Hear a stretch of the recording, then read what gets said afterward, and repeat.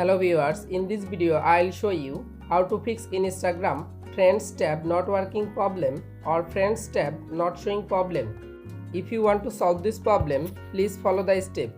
Step 1. Long page or long tab in Instagram application. Go to apps info, click on storage, again click on clear data, tap on clear cache data.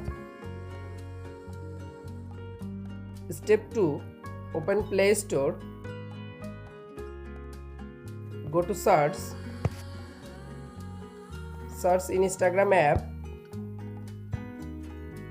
update your Instagram application latest version. Step 3. Restart your device and again open it. Step 4. Again open your Instagram application, click on Reels icon, again click on Friends. You can follow all of the steps to fix in Instagram Friends tab not working problem or not showing problem. If this video helpful for you, please subscribe our channel and like this video.